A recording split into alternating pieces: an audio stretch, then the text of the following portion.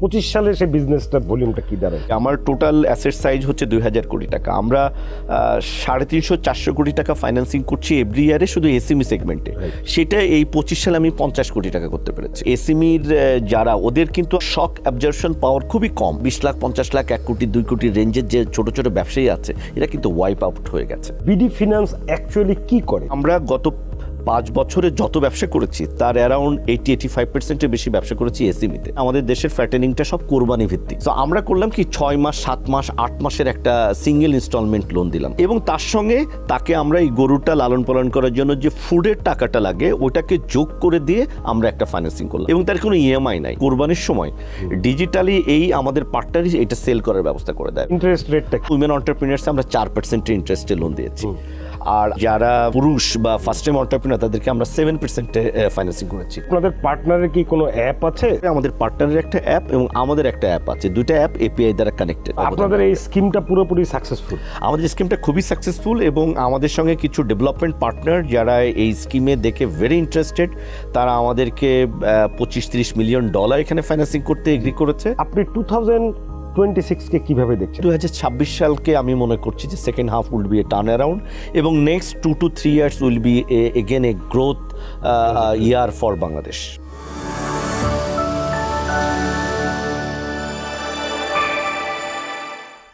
দর্শকদের শুভেচ্ছা দিয়ে টিভিএস স্পেশাল শুরু করছি। আমি শাহরিয়ার খান। আজকে আমাদের ভেরি স্পেশাল গেস্ট হচ্ছেন কায়সার হামিদ। উনি CEO and managing director of Bangladesh finance limited. Kaiser ভাই, ধন্যবাদ আমাদের প্রোগ্রামে আসার জন্য।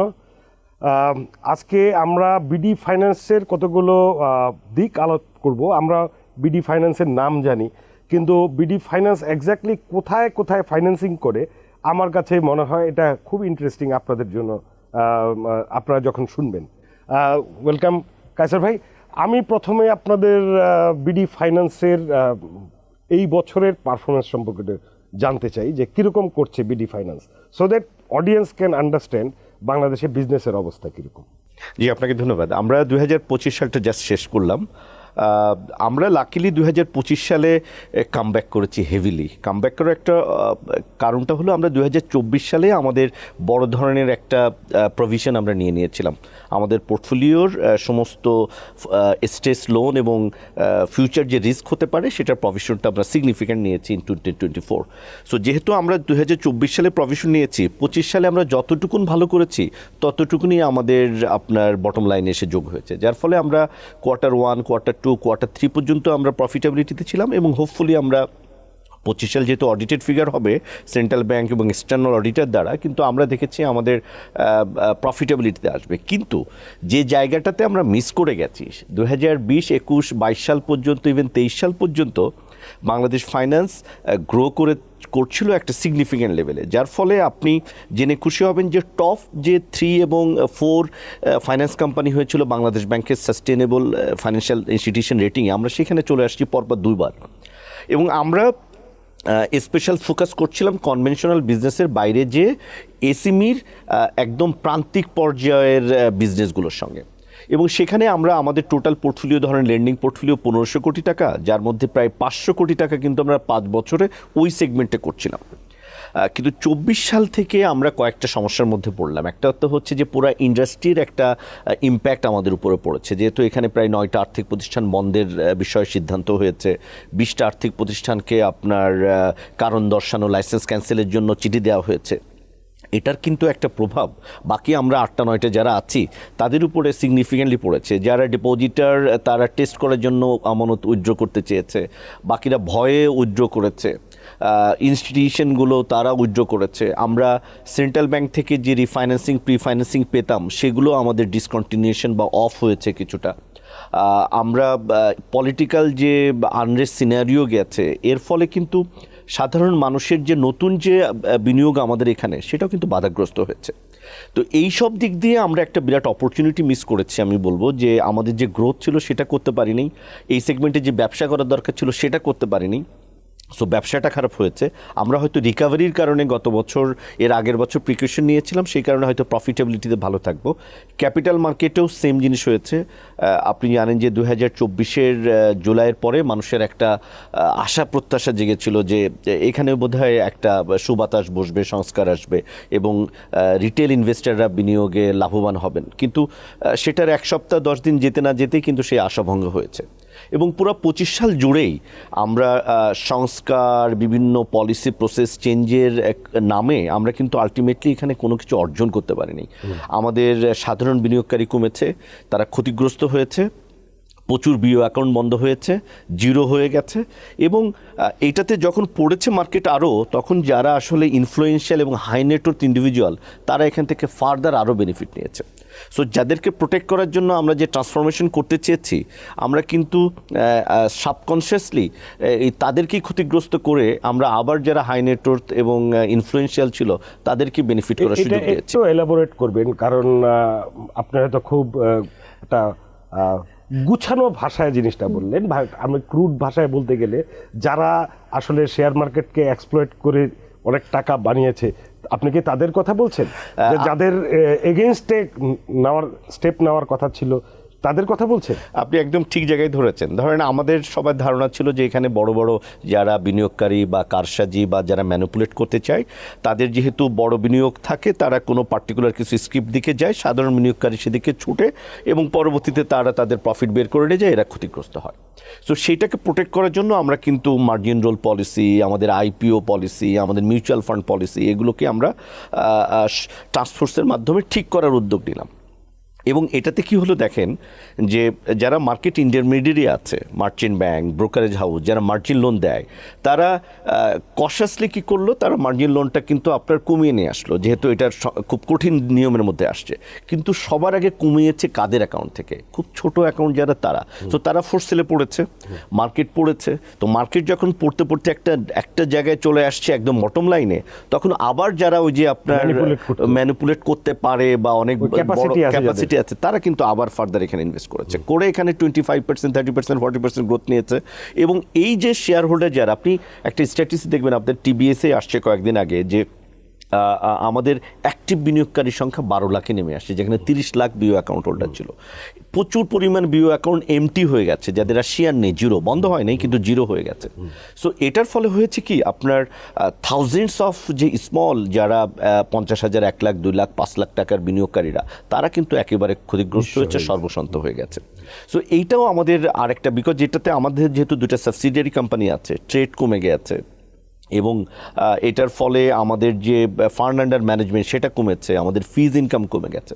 তো ওভারঅল আমি বলবো 2025 সাল পুরা ব্যাংকিং ইন্ডাস্ট্রির জন্য একটা চ্যালেঞ্জিং ইয়ার, একটা সারপ্রাইজিং ইয়ার, যেখানে এনপিএল আমরা 35-36% দেখেছি ইতিমধ্যে, এবং এটা আরও বাড়ার সম্ভাবনা আছে। এবং এখানে যে কয়টা ব্যাংকের আমরা একসঙ্গে মার্চ করার জন্য ইনিশিয়েটিভ নিয়েছি, যে কটা আর্থিক প্রতিষ্ঠান বন্ধ করার ইনিশিয়েটিভ নিয়েছি, আমার কাছে মনে হচ্ছে যে নাম্বারটা এই কটার মধ্যেই সীমাবদ্ধ না। এই একই রিজনে, একই হেলথ সিচুয়েশনে আরও অনেকগুলো ব্যাংক মার্জার বা বন্ধ হওয়ার কিন্তু যথেষ্ট লজিক আছে। এখন এইটাকে কিভাবে আমরা সামলাবো, কারণ আপনি সবসময় ভালো কাজটা করলেই হবে না, আপনি ভালো কাজটা কোন সময় করছেন, কিভাবে করছেন, সেটার উপরে কিন্তু এটা রেজাল্ট ডিপেন্ড করে। টাইমিংটা এখন এত অল্প সময়ের মধ্যে এইরকম একটা ভালনারেবল সিচুয়েশনে এইটা করাটা ইকোনমি কিন্তু আসলে নিতে পারেনি। কাসর ভাই, আমি আরেকটু আমার মতো ডাম লোকের জন্য করি, যে in terms of financial volume আপনারা ইউজুয়ালি কিরকম বিজনেস করতেন? 25 সালে সেই বিজনেসটার ভলিউমটা কি দাঁড়ায়? দেখেন, আমাদের ছোট প্রতিষ্ঠানের ক্ষেত্রেই বলি, আমার টোটাল অ্যাসেট সাইজ হচ্ছে 2000 কোটি টাকা। আমরা 350-400 কোটি টাকা ফাইন্যান্সিং করছি এভরি ইয়ারে শুধু এসএমই সেগমেন্টে। সেটা এই 25 সালে আমি 50 কোটি টাকা করতে পেরেছি। তো একটা সিগনিফিকেন্ট ড্রপ হয়েছে। এই ড্রপ হওয়ার মাধ্যমে আপনি কি অবজার্ভ করছেন, যে কারা ওয়াইপড আউট হলো, কারা নিল না, বা কাদের বিজনেস হ্যাম্পার্ড হলো? দেখেন, আমরা তো একটা জিনিস সবাই জানি যে বাংলাদেশের ইকোনমির মেরুদণ্ড বা মেন জায়গা হচ্ছে এসএমই, লার্জ সংখ্যক অফ স্মল এন্টারপ্রিনিয়ার্স অ্যান্ড বিজনেস যারা সারা দেশে ছড়িয়ে আছে। তারা আসলে চেন, আমি বলবো, অফ লার্জ যারা ব্যবসা করছে তাদের চেনগুলো আছে এখানে। তারা ট্রেডিং যারা করছে তারা আসলে বড় কোম্পানির প্রোডাক্টগুলোই তারা ট্রেড করছে। তারা ব্যাকওয়ার্ড এবং ফরওয়ার্ড লিঙ্কেজে বিভিন্ন জিনিসগুলো সাপ্লাই দিচ্ছে বড় ইন্ডাস্ট্রির। বড় ইন্ডাস্ট্রিগুলোতে হ্যাম্পার হয়েছে আমাদের দেশে, হ্যাম্পার হয়েছে। যেমন কনস্ট্রাকশন ম্যাটেরিয়ালে আপনি দেখবেন যে গভর্নমেন্ট একাই এখানে 50-55% কনজিউম করতো, রড, সিমেন্ট, বিভিন্ন ইনফ্রাস্ট্রাকচারের যে জিনিসগুলো ছিল। তো এইটা যেমন বড় হওয়াতে লার্জ কোম্পানিগুলো ক্ষতিগ্রস্ত হয়েছে, প্রচুর সিমেন্ট কোম্পানি, রড, ইস্পাত কোম্পানি বন্ধ হয়েছে, মিল কারখানা বন্ধ হয়েছে। কিন্তু এটার সঙ্গে জড়িত ছোট ছোট যে কন্ট্রাক্টর, ছোট ছোট যে এসএমই এন্টারপ্রেনিয়রগুলো যারা ছিল, যারা পাথর ক্র্যাশ করতো, সাপ্লাই দিত, এক্সকেভেটরে মাটি খননের কাজ করতো, এই ব্যবসাগুলো কিন্তু আপনার মাঝখানে ক্ষতিগ্রস্ত হয়ে গেছে। সো আরেকটা হচ্ছে যে পুরো এন্টায়ার ইকোনমিতে আপনি যে এসএমইর যারা, ওদের কিন্তু আপনার বিজনেস সাইকেলটা খুবই শর্ট এবং শক অ্যাবজর্পশন পাওয়ার খুবই কম। বড় কোম্পানিগুলো আপনার বাংলাদেশ ব্যাংকে পলিসি সাপোর্টে অ্যাপ্লাই করেছে, তারা 10 বছর 12 বছরের জন্য সময় নিয়েছে, 1-2 বছরের গ্রেস পিরিয়ড নিয়েছে। তাদের জন্য সেন্ট্রাল ব্যাংক সবাই কিন্তু একটা পলিসি সাপোর্ট দিয়ে আলাদাভাবে কেয়ার করছে এবং এই 1-2 বছর পরে তারা কিন্তু সার্ভাইভ করে যাবে। কিন্তু যারা ছোট ব্যবসায়ী, যাদের বিজনেস সাইকেল হচ্ছে 6 মান্থ, 1 ইয়ার, 2 ইয়ারের মধ্যেই তাদের পুরো বিজনেস ক্যাশ সাইকেলটা হয়, এখানে তো আমাদের কোনো পলিসি সাপোর্ট নাই, নাম্বার 1। নাম্বার 2 হচ্ছে এদের ওয়ার্কিং ক্যাপিটালটা আমরা যোগান দিতে পারিনি। সো যখনই আপনি ওয়ার্কিং ক্যাপিটাল যোগান দিতে পারছেন না, তখন এই মাঝখানের যারা 20 লাখ, 50 লাখ, 1 কোটি, 2 কোটি রেঞ্জের যে ছোট ছোট ব্যবসায়ী আছে, এরা কিন্তু ওয়াইপ আউট হয়ে গেছে। সো এইটা আমাদের অর্থনীতির জন্য একটা বড় ধরনের ক্ষতির মধ্যে কিন্তু আমরা নেগেটিভের পাশাপাশি কেউ কি আসলে সব সময়ই তো কেউ না কেউ একটা অপরচুনিটি পায়। সো এইখানে কারা এই মানে এই খারাপ সময়টাতে কারা ভালো বিজনেস করতে পারছে? আপনি দেখেন যে আমি অ্যাজ এ হোল তো ব্যাংকিং ইন্ডাস্ট্রির ক্রেডিট গ্রোথ হয়নি, পুরো ব্যাংক আর্থিক প্রতিষ্ঠানে ক্রেডিট গ্রোথ হয়নি। কিন্তু আপনি ইন্টারেস্টলি একটা দেখেন যে আমাদের দেশে মাইক্রো ক্রেডিট যে ইনস্টিটিউশনসগুলো আছে, আপনি 2022-23 সালেও এদের লোনের আউটস্ট্যান্ডিং ছিল 1,25,000-30,000 কোটি টাকা। 25 সালে এসে আপনি এটা দেখেন 3.5 লাখ কোটি টাকা হয়ে গেছে। সো আমাদের দেশকে বলা হয় যে মাইক্রো ক্রেডিটের মক্কা। এখন তার মানে কি, আমি যখনই ব্যাংক আর্থিক প্রতিষ্ঠান এই ছোট সেগমেন্টে ফাইন্যান্সিং করতে পারিনি, এই জায়গাটায় কিন্তু আপনার ওই ইনফর্মাল সেগমেন্টের যত কোঅপারেটিভ সোসাইটি আছে, এনজিও আছে, মাইক্রো ক্রেডিট ইনস্টিটিউশন আছে, তারা কিন্তু অনেক উচ্চ হাই ইন্টারেস্ট রেটে ইনকনভিনিয়েন্ট বিজনেস মডেলে কিন্তু তাদেরকে তারা লোন নিতে বাধ্য হয়েছে বা দিয়েছে। সো এইখানে যে তাদের যদি 2 লাখ কোটি টাকা বেড়ে থাকে, 2 লাখ কোটি টাকা মানে আমি ধরে নিই তাদের ডিসবার্সমেন্ট অ্যারাউন্ড 4 লাখ 4.5 লাখ কোটি টাকা। ইটস এ হিউজ অ্যামাউন্ট, কারণ আমাদের টোটাল এসএমই সাইজই এরকম। সো এই যে অ্যাক্রস দ্য কান্ট্রি আপনার এই সেগমেন্টটাতে আমাদের ফাইন্যান্সিং হলো, এটাতে ওই ব্যবসায়ী তো এন্ড অফ দ্য ডে খুব বেশি উপকৃত হয় না, কেননা তাদের রিটার্নের পুরাটাই চলে যায় ইন্টারেস্ট পেমেন্ট এবং অন্য জায়গায়। সো আলটিমেটলি হয়তো তারা সার্ভাইভ করবে, কিন্তু অ্যাজ এ হোল তারা যে ইকোনমিতে কন্ট্রিবিউট করতে পারতো এবং ব্যাংকিং যে তারা এখানে সে গ্রাজুয়েট করতে পারতো, সেই জায়গাটা কিন্তু আমরা হারাইলাম। সো এখানে আমি যেমন আপনাকে যদি বলি যে আমরা 2021, 22, 23 সালে এই সেগমেন্টে যে বিজনেস অপরচুনিটিটা দেখেছি এবং ইন্টারেস্টিং কিছু সেগমেন্টে ব্যবসা করেছি, আমরা বলি এটাকে কোলাবোরেটিভ বিজনেস মডেল।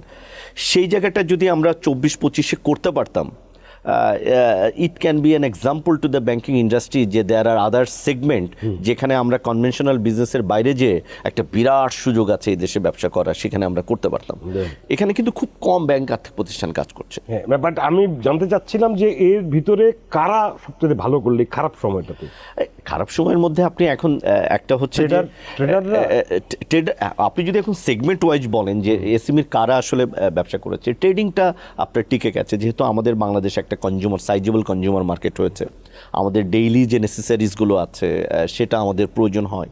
সো সেই জায়গাটাতে যারা ট্রেডিং বিজনেসের সেগমেন্টে ছিল তারা আপনার শর্ট টার্মে টিকে গেছে। এগ্রিকালচারটা আপনার এটাতে মোটামুটি তারা টিকে গেছে বা ভালো করছে। কিন্তু এগ্রিকালচারও আমাদের একটা বড় অসুবিধা হচ্ছে যে আমরা জাতীয়ভাবে তাদেরকে সাপোর্ট করার জন্য যে টুলসগুলো আছে সেটা আমরা একেবারে ইউজ করতে পারি না। দেখেন আলু ব্যবসায়ীরা, আমাদের এই দেশে এই বছরে কত আলু চাষ করা উচিত, এটার পূর্বাভাস কি হতে পারে, ইন্টারন্যাশনালি কি হচ্ছে প্রাইসিং, এইটার কোনো পূর্বাভাস নাই।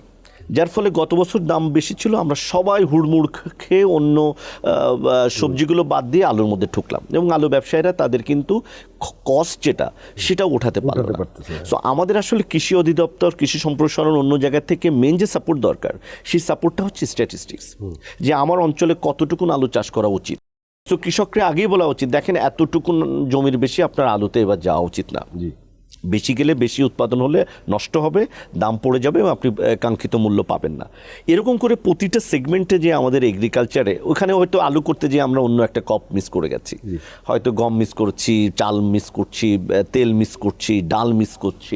সো এই জায়গাতে এগ্রিকালচারে আমি মনে করি যে আমাদের ন্যাশনাল লেভেলে একটা বড় ধরনের গ্যাপ আছে পলিসিতে, যে এখানে সবাইকে একটা সিস্টেমের মধ্যে নিয়ে যে ইনফরমেশন ডিসেমিনেট এবং কোন কোন সেগমেন্টে আমাদের আসলে ফোকাস করা উচিত, সেটা আমরা খুব প্রায়োরিটি পাচ্ছি না। আমি ওসব জায়গায় যাচ্ছি কায়সার ভাই, একটু আমার মনে হয় যে যারা বিডি ফিন্যান্স সম্পর্কে জানে তারা হয়তো আপনার সাথে কানেক্ট করতে পারছে খুব সহজে।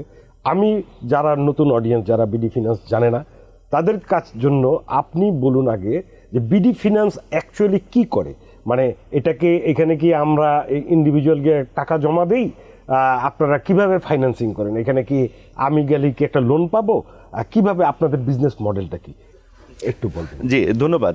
আমরাও আর 35টা আর্থিক প্রতিষ্ঠানের মতো কর্পোরেট লেন্ডিং, এসএমই, রিটেল নিয়ে কাজ করছিলাম, বাট আমরা কর্পোরেটে বেশি ফোকাস ছিলাম, আমি যদি বলি 2020 সালের আগ পর্যন্ত।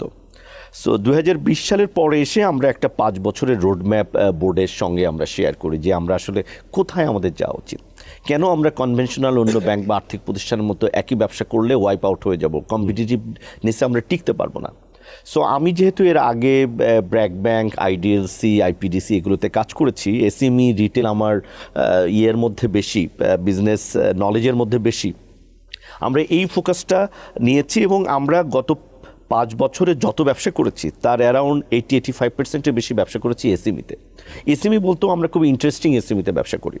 আপনাকে আমি কয়েকটা উদাহরণ দিই। আমরা কিছু পার্টনার সিলেক্ট করেছি। ধরেন সারা বাংলাদেশে তো আমি 64 জেলায় ব্রাঞ্চ খুলতে পারবো না, আমাদের ব্রাঞ্চ মাত্র 7টা, কিন্তু আমাদের অসংখ্য পার্টনার আমি দেখেছি। ফিনটেক কোম্পানি আছে, এডুটেক কোম্পানি আছে, এগ্রিটেক কোম্পানি আছে, যাদের বাংলাদেশে বিভিন্ন জায়গায় আপনার তাদের কাভারেজ আছে, বিজনেস করছে। এদের সঙ্গে আমরা কোলাবোরেট করেছি।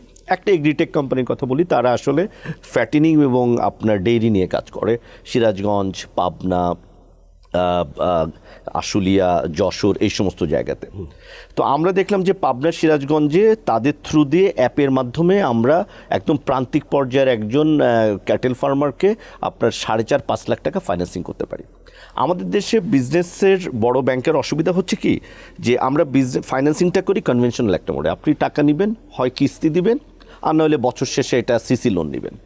কিন্তু খেয়াল করেন যে আপনার ব্যবসাটা যদি কাস্টমারের ব্যবসার সঙ্গে অ্যালাইন না হয়, তাহলে কিন্তু খেলাপি ঋণ বাড়বে।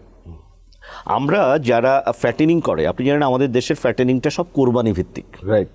সো আমরা করলাম কি 6 মাস, 7 মাস, 8 মাসের একটা সিঙ্গেল ইনস্টলমেন্ট লোন দিলাম, যে আপনি 8 মাস আগে কোরবানি নিচ্ছেন, আপনি 4টা গরুর জন্য নিচ্ছেন, 4টা গরুর দাম 2,40,000, এগুলো সব 2020-21 সাল থেকে আমরা ইন্ট্রোডিউস করেছি। এবং তার সঙ্গে তাকে আমরা এই গরুটা লালন পালন করার জন্য যে ফুডের টাকাটা লাগে ওটাকে যোগ করে দিয়ে আমরা একটা ফাইন্যান্সিং করলাম। ধরেন 2,40,000, আমরা বললাম 2,80,000 টাকা আপনাকে ফাইন্যান্সিং করলাম। এটাতে কি হলো, এবং তার কোনো ইএমআই নাই। আপনি যদি এই ফ্যাটেনিংয়ে তারা কি করে, এনজিও থেকে যখন লোন নেয় তাদের কিন্তু প্রতি সপ্তাহে সপ্তাহে ইনস্টলমেন্ট দিতে হয়, তখন এটার জন্য আবার হ্যান্ড লোন করে তারা, এবং আলটিমেটলি তাদের এই ব্যবসাটা সাস্টেনেবল হয় না। কিন্তু আমরা যখন এদেরকে গরু কেনার জন্য লোন দিলাম এবং তাদের খাবারের জন্য এক্সট্রা এটার সঙ্গে ফাইন্যান্সিং করলাম পার্টনার প্রতিষ্ঠানের মাধ্যমে, এবং পার্টনার প্রতিষ্ঠান ওখানে প্রতিটা গরুর একটা কেওয়াইসি করে, নো ইওর কাউ, এবং তাদের একটা ইন্স্যুরেন্স করে, এবং তাদের হেলথ চেক আপের সার্ভিসটা দেয়, তাদের ওয়েটটা ঠিকমতো বাড়ছে কিনা, ফুডটা ঠিকমতো হচ্ছে কিনা, এটা সার্ভিসটা তারা দেয়, আর আমরা ফাইন্যান্সিং সার্ভিসটা দিই।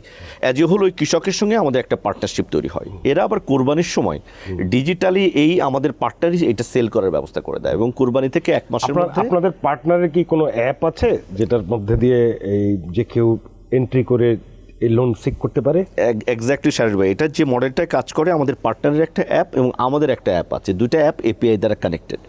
এই পার্টনারের রিলেশনশিপ ম্যানেজার আছে যারা একটা জায়গায় সে 10 কিলোমিটার এরিয়াকে সার্ভ করে, সে কৃষকের কাছে যায়, কৃষকের বেসিক যে ডকুমেন্ট আছে তার এনআইডি, তার ট্রেড লাইসেন্স, তার খামারের ছবি, তার গরুর ছবি, তার বসত ভিটা, এটা ছবিগুলো সে ওখান থেকে তুলে আমাকে পাঠায়।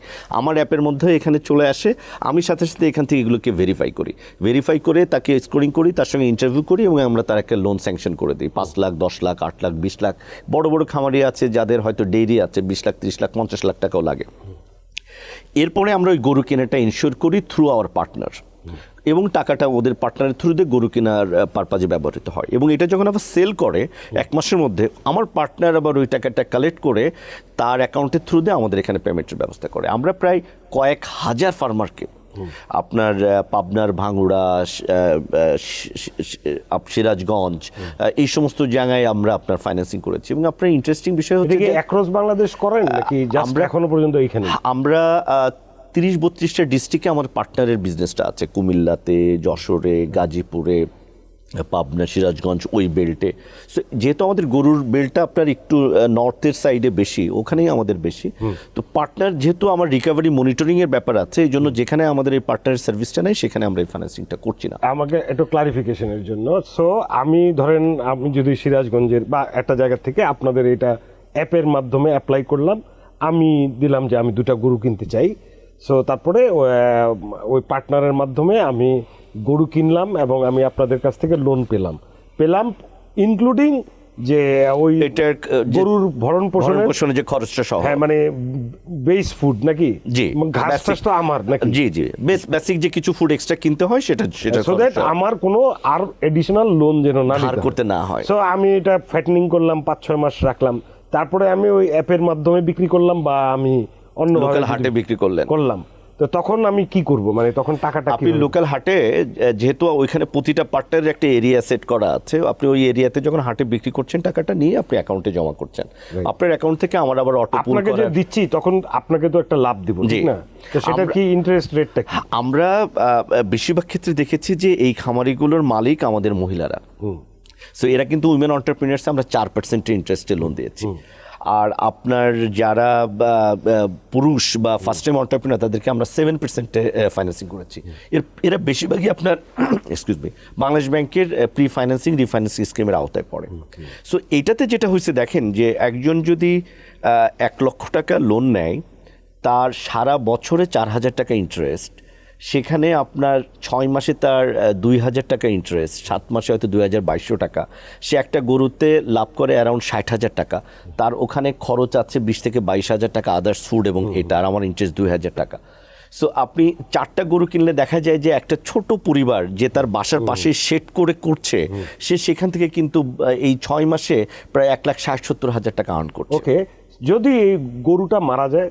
আচ্ছা, ইন্টারেস্টিং হচ্ছে যে আমরা যেহেতু পুরাটাই আপনার ইন্স্যুরেন্স করা থাকে একটা গরু, আমাদের এরকম হয়েছে যে 2টা গরু মারা গেছে এবং সাথে সাথে 100% টাকা কিন্তু আমরা পেয়ে গেছি গরুর ফুল লোন ভ্যালু। তাতে কিন্তু কৃষকের কোনো লস তো হয়ই নাই, এবং আমার লোনের আউটস্ট্যান্ডিং পেমেন্ট করার পরে হয়তো কিছু টাকা সে পেয়েছে। এই পর্যন্ত আপনারা কতগুলো ফাইন্যান্স করেছেন এরকম? আমরা তো প্রায় 1,000 ফার্মারকে ফাইন্যান্সিং করেছি। তো 1,000 ফার্মারের বিভিন্ন সাইজ আছে, 50 লক্ষ টাকা থেকে শুরু করে আমাদের মিনিমাম হচ্ছে 2.5 লক্ষ টাকা। সো অসংখ্য গরুকে আমরা ফাইন্যান্সিং করেছি। কিন্তু আপনি জানেন এখানে হিউজ একটা মার্কেট। বাংলাদেশের যে গরুর যে স্কিনটা, এই স্কিনটা উন্নত দেশে করতে 1 লক্ষ টাকা এক্সট্রা খরচ হয়। এবং এই ব্যবসাটার সঙ্গে যেহেতু আমরা করেছি, আমরা যতটুকু দেখেছি যে প্রান্তিক পর্যায়ে আপনি যত করবেন তত লাভ বেশি। যারা এখানে ঢাকায় কমার্শিয়ালি করছে তাদের কিন্তু এক্সপেন্স অনেক বেশি, সুপারভিশন কস্ট বেশি, ল্যান্ডের অন্যান্য খরচ বেশি, ফুডের খরচ বেশি। কিন্তু ঢাকার বাইরে যদি আপনি চলে যান, ওদের 50-60% খাবার ন্যাচারালি তাদের বাসার পাশ থেকেই তারা কালেক্ট করে, আর বাকিটুকুন তাদেরকে সাপোর্ট করতে হয়। তাদের সুপারভিশন কস্ট নাই, তারা কাজের বাইরে নিজেদের ফ্যামিলির লোকজনই তারা সুপারভাইজ করে। এখানে যদি আমরা ঢাকার বাইরে ছড়িয়ে দিতে পারি, প্রায় 64 জেলার মধ্যে যদি আপনি বলেন 40-50টা জেলায় ছড়িয়ে দিতে পারি, একটা হচ্ছে যে তারা কনভেনশন, তাদের প্রত্যেকের ইনকাম, ফ্যামিলি যেমন সচ্ছলতা আসবে, আমাদের বাংলাদেশের ইকোনমিতে এটা একটা বিরাট। আপনাদের এই স্কিমটা পুরোপুরি সাকসেসফুল? আমাদের স্কিমটা খুবই সাকসেসফুল, এবং আমাদের সঙ্গে কিছু ডেভেলপমেন্ট পার্টনার যারা এই স্কিমে দেখে ভেরি ইন্টারেস্টেড, তারা আমাদেরকে $25-30 মিলিয়ন এখানে ফাইন্যান্সিং করতে এগ্রি করেছে।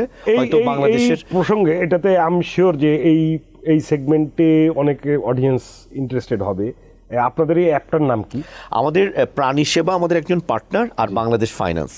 সো এটা দিয়ে সার্চ দিলে তারা অ্যাপটা দেখতে পাবে, এবং তাদের অঞ্চলে ডেফিনেটলি তারা দেখবে যে প্রাণী সেবার আরএম আছে ওখানে, এবং ওদের সঙ্গে আমাদের একজন আরএম ফিক্স করা আছে। এটা ছাড়া ধরেন এটা খুব ভেরি ইউনিক, যেখানে আপনার মাত্র 6 মাসের জন্য লোন, এটা এই ধরনের আসলে আমি শুনিনি কখনো।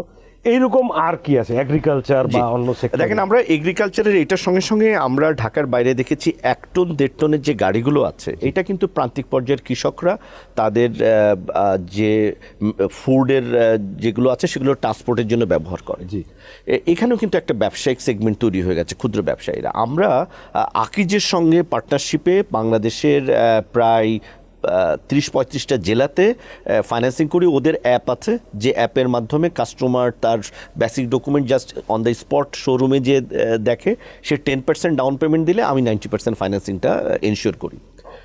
এটাতে কি হচ্ছে দেখেন, যে আকিজ আগে এই গাড়িগুলো বাকিতে বিক্রয় করতো, জি, এবং 2 বছর 3 বছর ধরে টাকাটা পেত। ওর ওয়ার্কিং ক্যাপিটাল স্টাক হয়ে থাকতো, আর ওকে ইন্টারেস্টটা অনেক বেশি হাই পে করতে হতো। আর যিনি গাড়ি নিচ্ছেন উনি কিন্তু গাড়ির মালিক হতো না, হতো ওই 3 বছর পরে যে।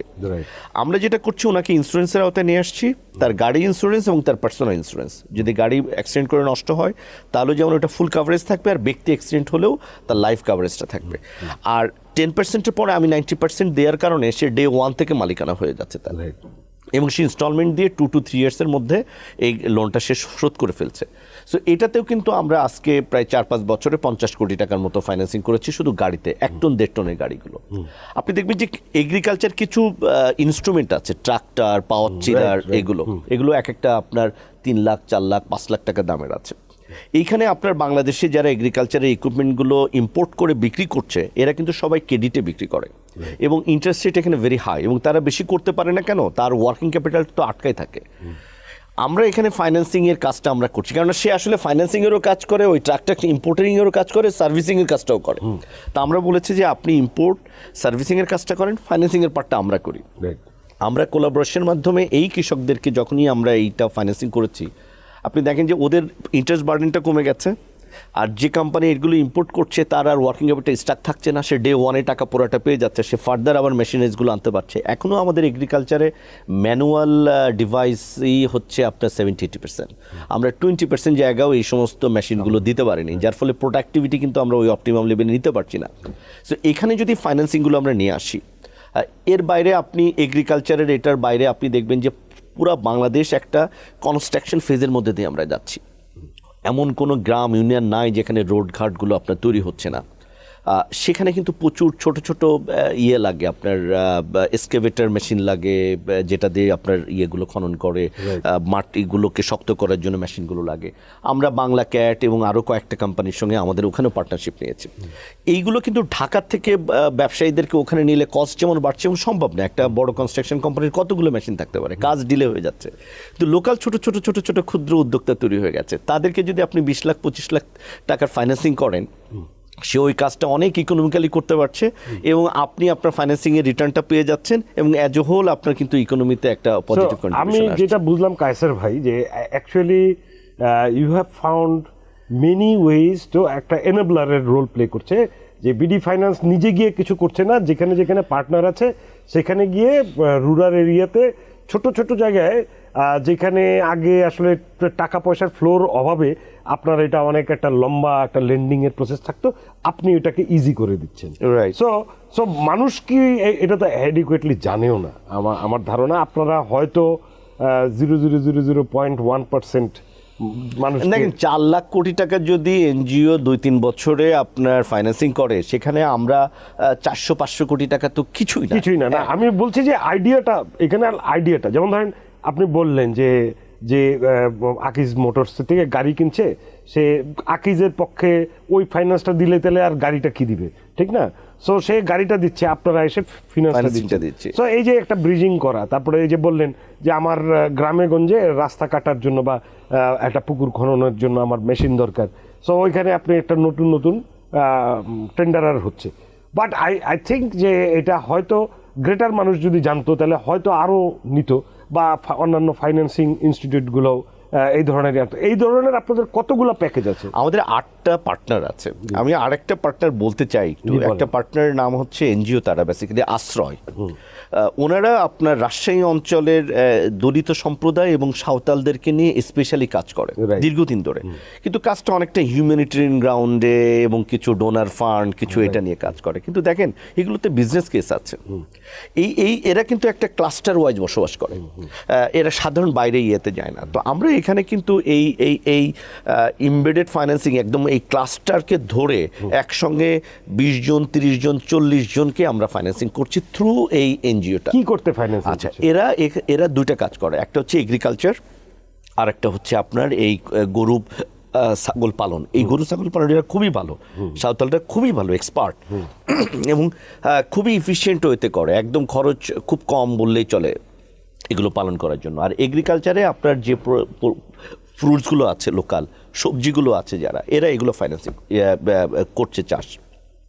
আমরা যেটা করছি এই এনজিওগুলোতে আপনার প্রত্যেকের ডেটাবেজ আছে, কতবার নিয়েছে, তাদের রিপেমেন্ট হিস্ট্রিটা কি, ওরা কিন্তু পুরাটা ডিজিটাইজ হয়ে গেছে এই এতদিনে।